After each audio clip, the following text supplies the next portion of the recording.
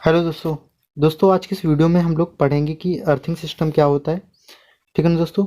इसमें इसके क्या टाइप्स होते हैं, कितने प्रकार के होते हैं, सारा का सारा हम लोग पढ़ेंगे। तो सबसे पहले हम आपको बता दें कि ये जो हम लोग सब्जेक्ट पढ़ रहे हैं ये हमारा IMRE सब्जेक्ट है। कौन सा सब्जेक्ट है दोस्तों? IMRE सब्जेक्ट है। ये कि ये हमारे पॉलीटेक्निक में इलेक्ट्रिकल ब्रांच में 6 सेमेस्टर में है। ठीक है दोस्तों। यहाँ पर जो कुछ भी आपको बताया या पढ़ाया जा रहा है वो आपके न्यू सिलेबस 2021 के अकॉर्डिंग ही है। ठीक है दोस्तों, जिसका आपको एग्जाम लगभग अगस्त में देना पड़ेगा। सबसे पहले हम लोग यहाँ पर बात करते हैं अर्थिंग सिस्टम की। और दोस्तों इसका PDF भी हमारे टेलीग्राम चैनल पर मिल जाएगा, उसका लिंक मैं आपको बाद में बता दूंगा। सबसे पहले हम लोग बात करते हैं अर्थिंग सिस्टम की। तो जब किसी विशेष बहुत सी युक्तियाँ एवं विचार एक साथ काम करें तो उसे हम लोग सिस्टम कहते हैं।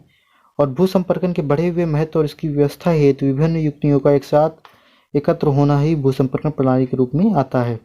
अब सिंपल से सबसे पहले मैं आपको ये बताता हूँ अर्थिंग क्या होता है। अर्थिंग आप लोग जानते ही होंगे कि जब किसी भी मशीन में बहुत ही ज़्यादा हाई मतलब करंट आ जाता है तो उसको हम लोग क्या करते थे, ग्राउंड करने के लिए जो सिस्टम अपनाते हैं उसी को हम लोग अर्थिंग बोलते हैं।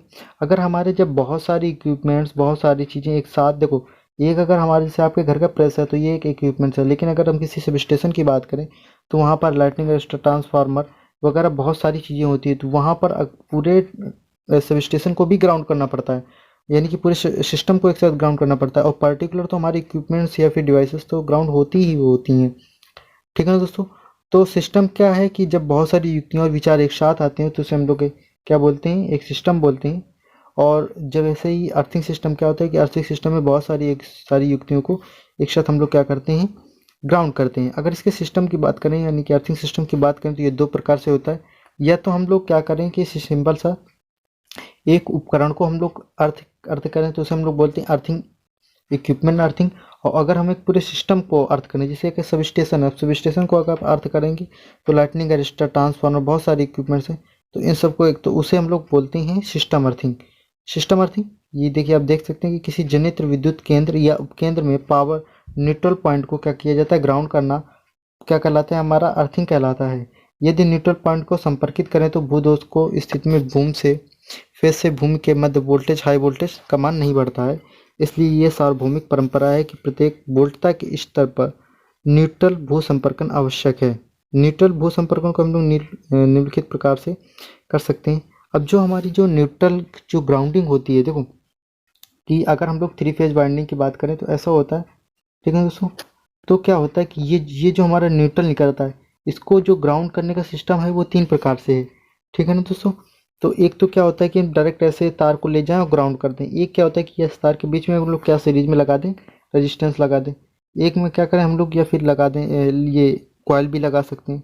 तो इस प्रकार से 3 प्रकार से हम लोग ये देखते हैं। तो सबसे पहले बात करते हैं हम लोग सॉलिड अर्थिंग की, कि ठोस संपर्क विधि तब प्रयोग में लाई जाती है जब अधिकतम भूधारा क्या होता है, दोष धारा हमारी केबल लाइनों तथा प्रणाली के सिस्टम को स्टेबिलिटी को हानि होने का डर ना हो। यानी कि जब बहुत ज़्यादा हाई मतलब करंट नहीं होती है तो सिंपल सी सॉलिड अर्थिंग की बात कर देते हैं। लेकिन वहीं पर अर्थिंग रेजिस्टेंस अर्थिंग, ये जब कहीं कहीं पर जो फॉल्ट करंट होता है उसका मान जब बहुत ज़्यादा होता है और इतना ज़्यादा कि जनित्र है, ट्रांसफार्मर है, इसको क्षति वगैरह पहुंच जाएगी, तो वहाँ पर हम लोग एक प्रतिरोध एक धातु के फ्रेम पर क्या करते हैं, इंसुलेटर पर लगा होता है। यानी कि सिंपल सा वहाँ समझिए कि वहाँ पर हम लोग रेजिस्टेंस का प्रयोग कर लेते हैं। यह जो रेजिस्टेंस होता है, यह रेजिस्टेंस 2 टाइप से बनता है। या तो आप मेटेलिक का बना दें, यानी कि मेटल का बना दें। ठीक है ना दोस्तों। या फिर आप क्या कर सकते हैं, एक तरल प्रतिरोधक, यानी कि किसी आप जैसे सोडियम क्लोराइड हो गया, जिंक कार्बोनेट हो गया, इसका आप कमज़ोर जलीय विलयन भी यूज कर सकते हैं। ठीक है दोस्तों। लेकिन अब इससे क्या होता है कि समय के परिवर्तन के साथ ये भी क्या होता है कि जो हमारा है विलियन वाला रेजिस्टेंस है उसका तो चेंज हो जाएगा, और जो हमारा धात्विक प्रतिरोध है वो हमारा सेम ही रहेगा। तो इन दोनों में थोड़ा सा कंपेरिजन होता है। ठीक है दोस्तों। तो अब बात करते हैं, सबसे पहले हम लोग बात करते हैं और प्रतिघात की। तो रिएक्टेंस अर्थिंग की बात करते हैं। तो रिएक्टेंस अर्थिंग में क्या होता है कि ये भी अत्यधिक दोष धारा है, यानी कि जब बहुत ज़्यादा ही हमारी फॉल्ट करंट होती है, अर्थिंग फॉल्ट करंट होती है, तो वहाँ पर हम लोग कहीं ना कहीं इसका प्रयोग करते हैं। इसका जनित्र ट्रांसफार्मर को शून्य अनुक्रम, जीरो सीक्वेंस रिएक्टेंस ज़्यादा कम होता है। दोष धारा को सीमित करने के लिए एक रिएक्टर को न्यूट्रल तथा भू के बीच लगा दिया जाता है। और इससे इस बात की सावधानी रखनी चाहिए कि प्रणाली में दोष के समय स्विच परिचालन के समय भू-संपर्कन प्रतिघात के उच्च प्रतिघात मान के कारण भयानक रूप से हाई ट्रांजिएंट आवश्यकता उत्पन्न ना होने पाए। तो ये दोस्तों इसका सिंपल सा क्या रहा कि एक इसका आप थ्योरी रहा। मैंने शॉर्ट में समझाने की कोशिश की है कि देखो सॉलिड अर्थिंग में तो ये न्यूट्रल तार को लाए ग्राउंड करती है। रेजिस्टेंस अर्थिंग में यहाँ पर हम लोग क्या लगा देते हैं, रेजिस्टेंस लगा देते हैं। और कॉइल अर्थिंग में यहाँ पर हम लोग क्या लगा देते हैं, कॉइल लगा देते हैं। ठीक है ना दोस्तों। इसके बाद अब हम लोग बात करते हैं कि ये हमारा हो गया। अब इसे हम लोग बोलते हैं सिस्टम अर्थिंग। ये देखो, ये देख सकते हैं आप कि देखिए इसमें क्या है कि आप इस पूरे डायग्राम को आप देखिए कि इसमें ये जो आपको डायग्राम देख रहे हैं ये हमारे एक पूरा सब स्टेशन है। इसमें सर्किट ब्रेकर, पावर ट्रांसफार्मर, ठीक है ना, ये सारे के सारे। तो अब क्या करिए, देखो इसकी पूरे सब स्टेशन को ये देखिए ग्राउंड किया गया है ना, तो इसे हम लोग बोलते हैं सिस्टम अर्थिंग। और ऐसे अगर पर्टिकुलर हमारे जैसे सर्किट ब्रेकर है, ये लाइटनिंग रजिस्टर है, आप देख सकते हैं, इंस्ट्रूमेंट ट्रांसफार्मर, ये पावर, अगर यहाँ हमने अपने एक पावर ट्रांसफार्मर को ग्राउंड किया तो ये हमारा इक्विपमेंट्स अर्थिंग हो गया। तो इक्विपमेंट अर्थिंग आप तो समझ में आएगा कि किसी विद्युत उपकरण के धारा न लेने वाले धातु के चालकों के भागों का भूसंपर्कन करना ही क्या कहलाता है, उपकरण भूसंपर्कन कहलाता है। यानी कि जो हमारा इक्विपमेंट्स होता है उसका जो बाहरी मेटेलिक कवर होता है उसी को हम लोग ग्राउंड करते हैं। ठीक है दोस्तों। और भूधोष धारा इस अवस्था में भूसंपर्कन के माध्यम से बहती है, तत्परता से फ्यूज को गला देती है और या फिर रिले को प्रचारित कर देती है। अगर हम लोग बात करें कि इक्विपमेंट्स अर्थिंग की, तो ये भी दो टाइप्स में चली जाती है। एक तो टाइप से हमारा अर्थिंग ऑफ डोमेस्टिक इक्विपमेंट्स, और ये होता है earthing of industrial equipments. Simple से ये मतलब समझिए, जैसे आपके घर का जो प्रेस वगैरह है तो ये हमारे डोमेस्टिक में आएगा, लेकिन है तो इक्विपमेंट्स ही। लेकिन अगर वहीं पर हम लोग बात करें जैसे ट्रांसफार्मर की, तो वो भी एक तरह का इक्विपमेंट्स ही है, लेकिन वो हमारा कैसा है, इंडस्ट्रियल पर्पज़ के लिए। आप घर पे तो ट्रांसफार्मर लगाते नहीं होंगे बहुत बड़ा। तो इसी के बाद देखो इसमें यहाँ पर कुछ पॉइंट दिए गए हैं, जैसे प्रकाशीय स्थापन संस्थापन में जैसे लैंप वगैरह है, इन सबके मेटल को क्या कर दिया जाता है, कवर कर दिया, मतलब ग्राउंड कर दिया जाता है। प्लग सॉकेट वगैरह हो गए। सभी प्रकार के पंखे एवं रेगुलेटर को भी। घरेलू विद्युत उपकरण जैसे हमारा क्या हो गया, बॉयलर हो गया, हॉट प्लेट हो गया, ओवन हो गया, टोस्टर हीटर हो गया, कैटल हो गई, इलेक्ट्रिक कैटल हो गई, इन सबको भी हम लोग कहीं ना कहीं क्या ग्राउंड रखते हैं। ट्रांजिएंट रेडियो सेट, इसके बारे में थोड़ा सा आप पढ़ लीजिए कि यह उपकरण यदि भूसंपर्कित ना हो तो ठीक ढंग से सूचना का अधिग्रहण नहीं हो पाता है। ठीक है ना दोस्तों, आवाज़ में शोर उत्पन्न होता है। तो ट्रांजिएंट सेट को भू प्रणाली 3 पिन प्लग द्वारा भूसंपर्कित करना आवश्यक होता है। उपकेंद्रों एवं जनित्र का भूसंपर्क, वो मैंने देखा, इसके कुछ इंपॉर्टेंट पॉइंट्स है, ये आप देख सकते हैं कि किसी उपकेंद्र एवं जनित्र केंद्र में हाई वोल्टेज विद्युत उत्पन्न और प्रचालित होती है तो ऐसे स्थानों पर स्विचिंग सर्ज या ट्रांजिट या अन्य किसी अचानक उत्पन्न हुए भारी दोष धारे के कारण अधिकांश दोष उत्पन्न होता ही रहता है। जिससे क्या होता है कि जिसे सरल मार्ग देना अत्यंत आवश्यक होता है। इसके बाद ट्रांसफार्मर का भूसंपर्कन, आप देख सकते हैं कि ये हमारा ट्रांसफार्मर का भूसंपर्कन है।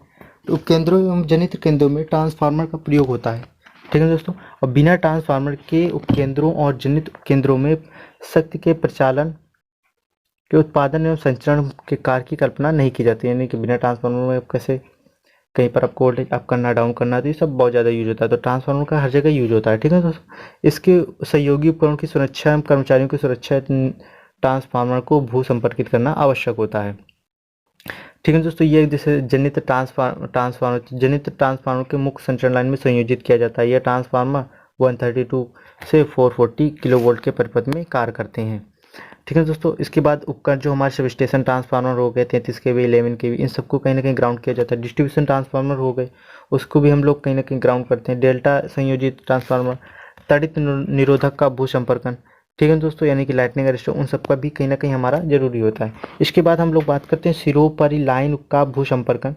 सिरों पर लाइन बुक का भूसंपर्कन करना ट्रांजिएंट या सर से बचाव हेतु आवश्यक है।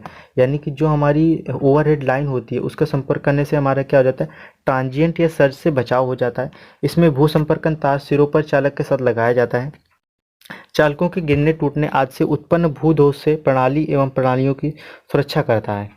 क्या होता है कि इससे अगर हो गया, अगर जैसे तार, आपने देखा होगा कि जैसे जो बहुत बड़े बड़े खंभे होते हैं, टावर्स होते हैं, तो उनके बीच आपने देखा कि ये जो ऊपर वाला तार जाता है, पूछा भी जाता है कि जो ऊपर वाला तार होता है वो क्या होता है।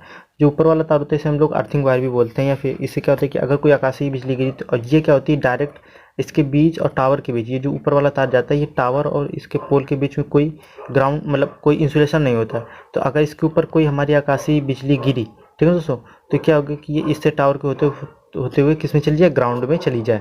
ठीक है दोस्तों। तो इस तरीके से आप देख सकते हैं। तो क्या होता है, चालकों के गिरने टूटने आदि से उत्पन्न भूध्वज से प्रणाली एवं प्रणाली की सुरक्षा करता है। यह तार सिरों पर लाइन के खंभों से सीधे भूसंपर्कित रहता है। जैसे कि मैंने बताया, सिरों पर लाइन के लगने वाले टावर खंभे, नालीदार इस्पात खंभे और रेलपात के खंभों को पूर्ण रूप से भूसंपर्कित किए जाते हैं। इस कार्य के लिए खंभों के साथ चलने वाले भूतार को 1 किलोमीटर में, ये आपको याद रखना है कि 1 किलोमीटर कम से कम 3 स्थानों पर हम लोग क्या करते हैं, भूसंपर्कित करते हैं। सिरों पर लाइनों के स्टेवार का भी भूसंपर्कन क्या है, यानी कि जो स्टेवार होते हैं उनका भी अर्थिंग जरूरी होता है। तो दोस्तों इस प्रकार से आपने ये देखा कि जो अर्थिंग वाला है, ये अर्थिंग सिस्टम क्या होता है, कितने टाइप्स का होता है, इक्विपमेंट्स अर्थिंग क्या हो। दोस्तों मैं आशा करता हूँ कि इसमें आपको कुछ ना कुछ जरूर समझ में आया होगा। तो दोस्तों ये जो सारा का सारा आपको सिलेबस के अकॉर्डिंग ही दिया जा रहा है। अगर आपको सारे के सारे ये नोट्स पीडीएफ चाहिए तो आप हमारे टेलीग्राम चैनल पर ज्वाइन कर सकते हैं। ठीक है दोस्तों, हमारे टेलीग्राम चैनल का जो लिंक है वो हमारे डिस्क्रिप्शन पर मिल जाएगा। अदरवाइज आप वहाँ पर जाकर भी सर्च कर सकते हैं पॉलीटेक्निक। ठीक है दोस्तों, पॉलीटेक्निक लर्निंग 77।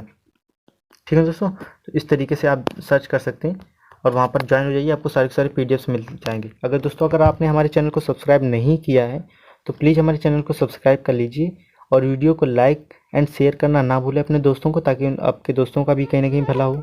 अगर आपको कोई पॉइंट्स नहीं समझ में आया तो आप कमेंट्स करके बता सकते हैं दोस्तों। ठीक है दोस्तों, थैंक यू दोस्तों।